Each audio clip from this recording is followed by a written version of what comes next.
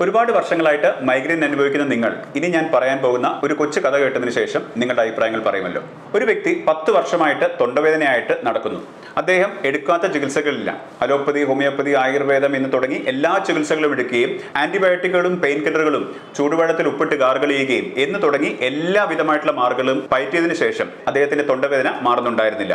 ഒടുവിൽ ഒരു ഡോക്ടർ അദ്ദേഹത്തോട് വിശദമായിട്ട് സംസാരിക്കുകയും അദ്ദേഹത്തിന്റെ ചരിത്രം അല്ലെങ്കിൽ അദ്ദേഹത്തിന്റെ കേസ് ഹിസ്റ്ററി മനസ്സിലാക്കുകയും ആ കേസ് ഹിസ്റ്ററിയിൽ നിന്നും അതേപോലെ തന്നെ അദ്ദേഹത്തിൽ നിന്ന് പരിശോധനയിൽ നിന്ന് ആ ഡോക്ടർക്ക് മനസ്സിലാക്കാനായിട്ട് സാധിച്ചത് ഏകദേശം 10 വർഷങ്ങൾക്ക് മുന്നേ ഒരു മീനിന്റെ മുള്ള് അദ്ദേഹത്തിന്റെ തൊണ്ടയിൽ കുടുങ്ങി നിൽപ്പുണ്ട്, അല്ലെങ്കിൽ മീനിന്റെ മുള്ളിന്റെ ഒരു അംശം അവിടെ കുടുങ്ങി നിൽപ്പുണ്ട് എന്നുള്ളത് മനസ്സിലാക്കാനായിട്ട് സാധിച്ചു. ഇത്തരത്തിൽ തൊണ്ടവേദനയുടെ ഒരു കാരണം കണ്ടെത്തിയ ആ വ്യക്തി ആ തൊണ്ടവേദനയ്ക്കുള്ള മുള്ളിനെ മാറ്റുവാനായിട്ടുള്ള ചികിത്സ എടുക്കാതെ, അതല്ലെങ്കിൽ അത് റിമൂവ് ചെയ്യാനായിട്ടുള്ള ഒരു എഫേർട്ട് എടുക്കാതെ വീണ്ടും തൊണ്ടവേദനയ്ക്കുള്ള വേദന സംഹാരികളോ പെയിൻ കില്ലറുകളോ മറ്റും കഴിച്ചുകൊണ്ട്, ആന്റിബയോട്ടിക്കുകളോ മറ്റും കഴിച്ചുകൊണ്ട് യാതൊരു പ്രയോജനവും ഉണ്ടാകാൻ പോകുന്നില്ല എന്ന് നിങ്ങൾക്ക് അറിയാവുന്നതാണ്. ഒരു മൈഗ്രെയിൻ രോഗി ഈ കഥയിൽ നിന്നും പഠിക്കേണ്ട 2 കാര്യങ്ങളുണ്ട്.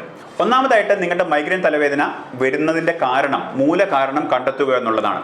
The root cause of disease കണ്ടെത്തി ചികിത്സിക്കുമ്പോഴാണ് അതിന് കൃത്യമായിട്ടുള്ള ഫലമുണ്ടാകുന്നതും നിങ്ങൾക്ക് പെയിൻ റിലീഫും എഫക്റ്റീവ്നെസ്സും കിട്ടുന്നതും. രണ്ടാമതായിട്ട്, ഇത്തരത്തിലൊരു മൂല കാരണം ഒരു ഡോക്ടർ കണ്ടെത്തി പറയുകയാണെങ്കിൽ ആ ഡോക്ടറുടെ ചികിത്സയെ കൃത്യമായിട്ട് നമ്പുകയും ആ ചികിത്സ എടുത്തുകൊണ്ട് മൂല കാരണം മാറ്റിയെടുത്ത് നിങ്ങളുടെ വർഷങ്ങളായിട്ട് നിങ്ങൾ അനുഭവിക്കുന്ന നിങ്ങളുടെ വേദനകളെ മാറ്റിയെടുക്കാനായിട്ടും സാധിക്കും. ഇപ്പോൾ സർവ്വസാധാരണമായിട്ട് നടക്കുന്ന ഡോക്ടർ കൺസൾട്ടേഷൻസ് എല്ലാം ഒരു 5 മിനിറ്റോ 6 മിനിറ്റോ നീട്ടി നിൽക്കുന്നതാണ്.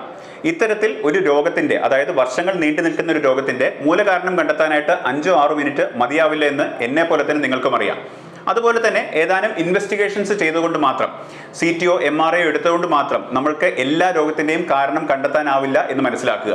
കൃത്യമായിട്ടുള്ള ഹിസ്റ്ററി ടേക്കിങ്ങിലൂടെയും കൃത്യമായിട്ടുള്ള രോഗപരിശോധനയിലൂടെയും ശാരീരിക പരിശോധനയിലൂടെയും മാത്രമാണ് നമ്മൾക്കൊരു രോഗത്തിന് എന്താണ് കാരണം എന്ന് കണ്ടെത്താനാവുന്നത്. നിങ്ങളുടെ മൈഗ്രെയിൻ തലവേദനയുടെ കൃത്യമായിട്ടുള്ള കാരണം ഇതുവരെയും കണ്ടെത്തിയിട്ടില്ല എന്ന് തോന്നുന്നവർ താഴെ കമന്റ് ചെയ്യുമല്ലോ.